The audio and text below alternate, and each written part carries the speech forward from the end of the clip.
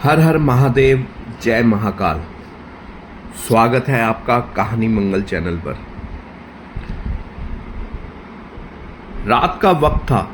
आसमान में चांद बादलों के पीछे छुपा हुआ और ठंडी हवा में सड़ांध की अजीब सी गंध घुली थी। शहर से दूर कच्चे रास्तों के किनारे किनारे जंग खाए बोर्ड और आधे टूटे बिजली के खंभे खड़े थे, जिनकी टिमटिमाती रोशनी मानो किसी भयानक जश्न का इशारा कर रही हो।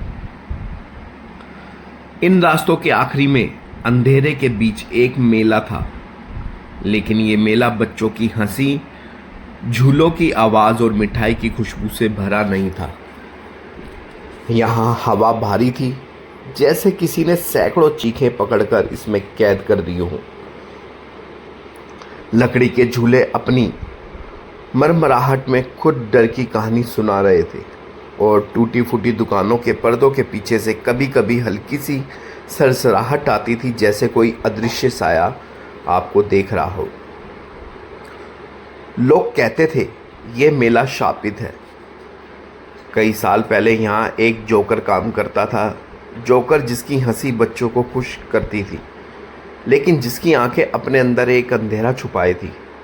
उस जोकर का नाम था राघव, और उसकी मौत इतनी भयानक थी कि मेला खुद मौत का घर बन गया।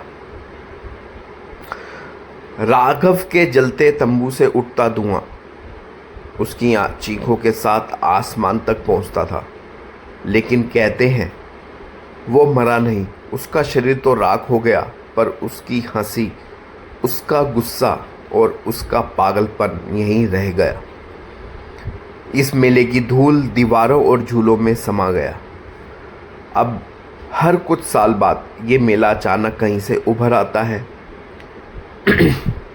ना कोई मालिक, ना कोई मजदूर, बस रंग बिरंगी लाइटें, पुराने तंबू और एक अजीब ठंडी हवा जो आपके कान में फुसफुसाती है, आओ मेरे तमाशे में आओ, मौत के तमाशे में।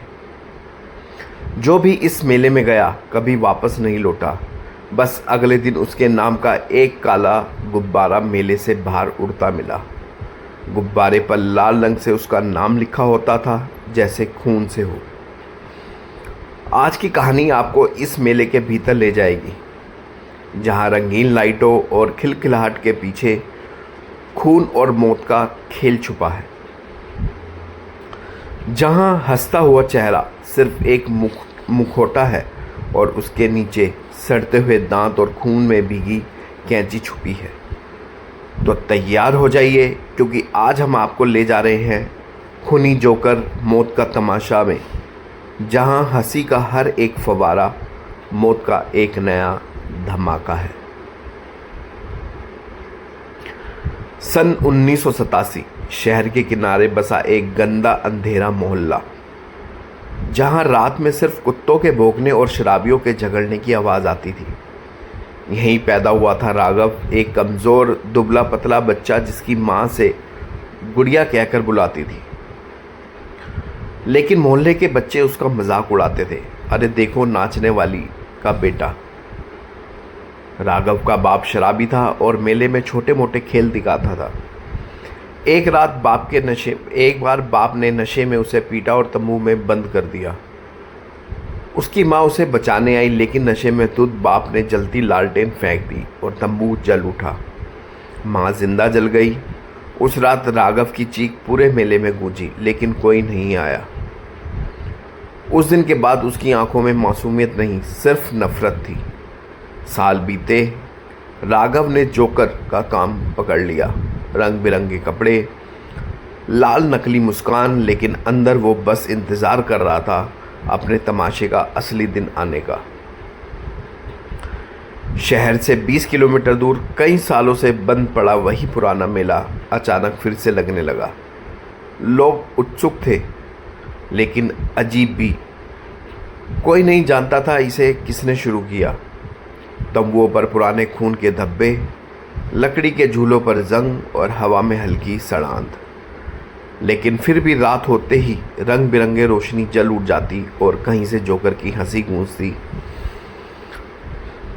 4 दोस्त आदित्य, नेहा, करण और पूजा उन्होंने सुना कि इस मेले में भूतिया जोकर घूमता है। वो हंसते हुए बोले, भूत वूत कुछ नहीं होता, बस मज़ा लेने चलते हैं। लेकिन जैसे ही वो मेले में घुसे कुछ बदल गया। भीड़ थी लेकिन सबके चेहरे अजीब थे, जैसे मोम के पुतले हों। बच्चों के गुब्बारे काले रंग के थे और उन पर लाल रंग से नाम लिखा था। नेहा ने एक गुब्बारा उठाया, उस पर उसका नाम लिखा था। ये क्या मजाक है। आगे बढ़ते ही उन्होंने देखा एक तम्बू जिस पर लिखा था, मौत का तमाशा, अंदर आओ। अंदर धुंध और अंधेरी रोशनी में वो खड़ा था। लाल कोट, पीला पैंट, चेहरा सफ़ेद, होंठों पर खींची नकली मुस्कान और आंखों में ठंडा खून। मरे मेले में आपका स्वागत है। आपकी आवाज़ गहरी और ठंडी थी। दरवाज़ा अपने आप बंद हो गया। तंबू के अंदर चीखों का सिलसिला शुरू हुआ। सबसे पहले करण गायब हुआ। उसकी चीख दूर कहीं से आई, जैसे मांस काटने की आवाज़ के साथ थोड़ी देर बाद आती है।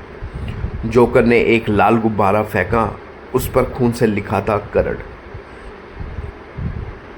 आदित्य और नेहा भागने लगे, लेकिन हर रास्ता उसी तंबू में वापस आ जाता। पूजा ने रोते हुए कहा, यह जगह बदल रही है, ये असली मेला नहीं, ये नर्क है।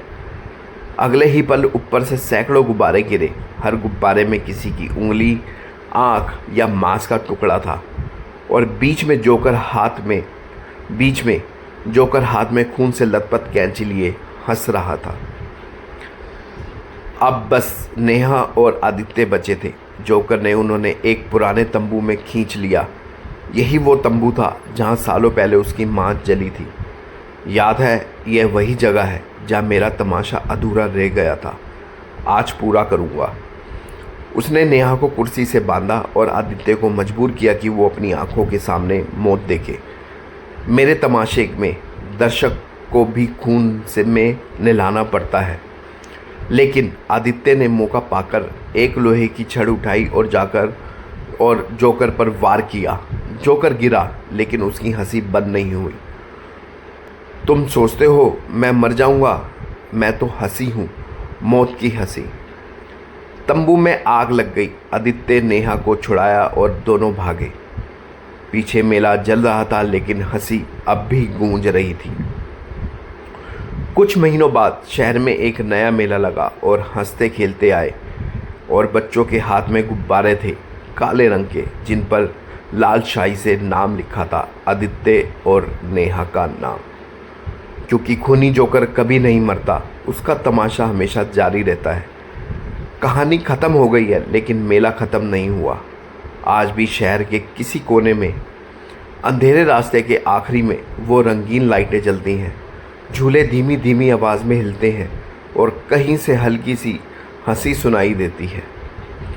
कहते हैं, जो भी उस हंसी के पीछे गया, बस वहीं रह गया। उसका नाम अगले दिन एक काले गुब्बारे पर लिखा मिला, लाल खून से। कुछ लोगों का कहना है उन्होंने आधी रात को अपने घर के बाहर भी एक काला गुब्बारा देखा। गुब्बारे पर उनका ही नाम था। अगर आपको भी कभी अपने कान में वो अजीब ठंडी और लंबी हंसी सुनाई दे, या आपके दरवाजे के बाहर कोई गुब्बारा रखा मिले, तो समझ लेना खूनी जोकर आपको अपने मौत के तमाशे में बुला रहा है। लेकिन याद रखना, उसके मेले से कोई वापस नहीं आता। वीडियो पसंद आई हो तो लाइक करें, चैनल को सब्सक्राइब करें। मिलेंगे नेक्स्ट वीडियो में एक नई रहस्यमय कहानी के साथ। तब तक के लिए अपना ध्यान रखिए। हर हर महादेव, जय महाकाल।